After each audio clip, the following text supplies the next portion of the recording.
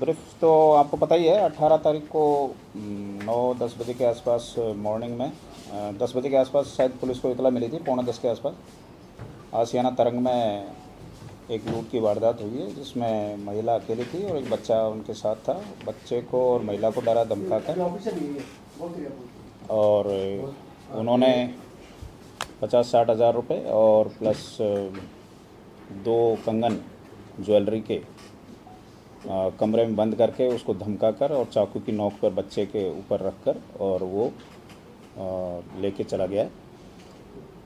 जब वक्त घटना कोरियर भी कोई देने आया था, जो पार्सल देने आया था, वो भी इस जो आरोपी है उसने इसको 150 रुपये दिए थे। बच्चे के गर्दन पर उन्होंने चाकू रखा, डराया, धमकाया और फिर बाद में जाते टाइम पे उन्होंने 15 लाख रुपए भी उसने देने के लिए बोला, यदि नहीं दिए तो जान से मार देंगे। पुलिस के पास जैसे ही इतला आई तो हमारे जो पुलिस टीम है उसमें तकनीकी विशेषज्ञ भी थे, SHO भिवाड़ी सचिन, CO भिवाड़ी कैलाश जी, ये सभी लोग रश कर गए, वहाँ पर गए। हम भी गए थे, SP साहब भी पधारे थे।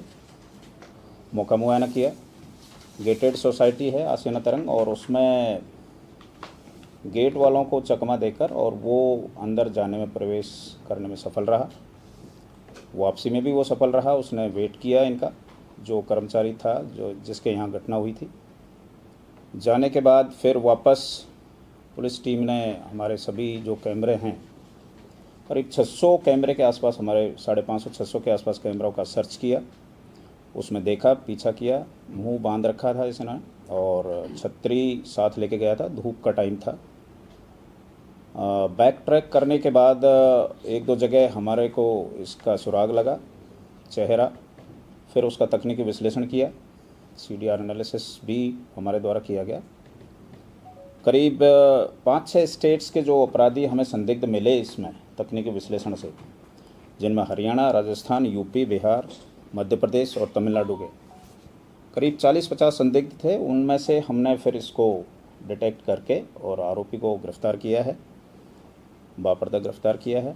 और जो अभी तक के अनुसंधान से जो सामने आया है वो ये है कि जो परिवादी है, परिवादी के जो बैंक वो कंपनी है, उसमें पूर्व में इसने काम किया था और इनके आपस में कोई छोटे मोटे इश्यू को लेके बातचीत हुई थी पहले। तो वो फाइनेंशियल लॉस पहुंचाने की नीयत से और इन्होंने परिचित होने के कारण इन्होंने ये वारदात की है इस आरोपी ने। और इसको काफ़ी मेहनत के बाद हमारी टीम ने अभी गिरफ्तार किया है। अनुसंधान चल रहा है, आरोपी PC रिमांड पर है। आगे की कार्रवाई जारी है।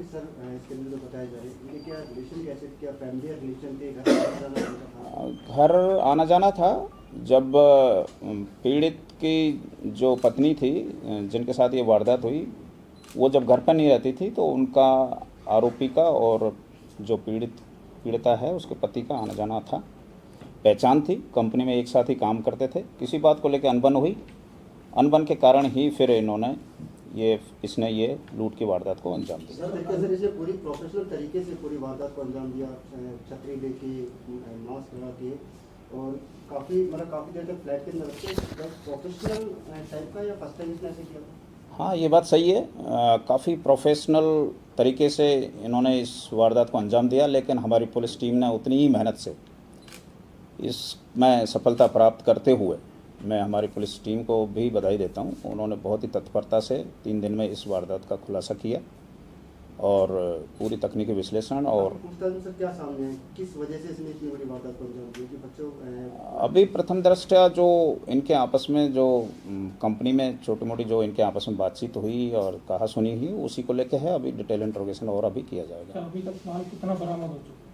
अभी चल रहा है। अभी तो PC रिमांड पर आए हैं। कल इनको गिरफ्तार किया था इसको बापर्दा। अब PC रिमांड के बाद जो भी आएगा उसके बाद बता पाएंगे। सर, जैसा कि अभी आपने बताया था कि इन दोनों में अनबन चल रही थी, तो जिस टाइम इसने इस वारदात को अंजाम दिया उसको कैसे पता लगा कि इस टाइम वो घर पे केवल उसकी मैडम है, वो नहीं है? तो इसके बारे में इसने कब से प्लान करेंगे? ये बात बिल्कुल सही है कि वो इस बात पर लगातार सतत निगरानी रख रहा था और रेकी की उन्होंने। रेकी करने के बाद ही इस चीज़ का पता चला कि अब नहीं है वो। जैसे ही वो गेट में घटना करने के लिए आया, जब हमारी इन्वेस्टिगेशन से अभी तक जो सामने आया है वो ये है कि उसने उसके जाने का वेट किया है, कंपनी में काम करने के लिए जाने का वेट किया। 9:04 पे उसकी एंट्री हो गई थी, लेकिन जो परिवादी है वो 9:10 या 15 मिनट के आसपास सोसाइटी से निकला है गेट से। उसके बाद उसने वारदात को अंजाम दिया है। कहीं ट्रांसपोर्ट सर ये चेंज करता है, कपड़े भी रस्ते में बताइए इसमें लिखा हुआ चेंज किए इसने, क्या कोई प्लानिंग इसकी खुद की किया या कहाँ से इसको मोटिव से? ये अभी इन्वेस्टिगेशन में और आएगा डिटेल। हम अभी पीसी रिमांड पे है और जैसा कि अभी आपने पूछा क्या क्या बरामद हुआ है, तो अभी 58,000 इससे अभी तक पुलिस ने बरामद कर लिया है। सर इसने जो अंदर एंट्री का जो रास्ता चुना है, अपने आप एज ए कोरियर बॉय अंदर जाने का वो रास्ता अपने आप को दिखाया कि मैं कोरियर बॉय हूँ, तो इसके पीछे क्या रीजन रहा? ये एक संयोग था। जैसे ही आरोपी आया उसी टाइम पे कोरियर का मैसेज भी उनकी वाइफ को परिवादी ने दे दिया था कि कोरियर भी आएगा। हो सकता है ये आपस में इनमें कोई कन्फ्यूजन हो या टाइमिंग उस टाइप का सा सेट हुआ हो।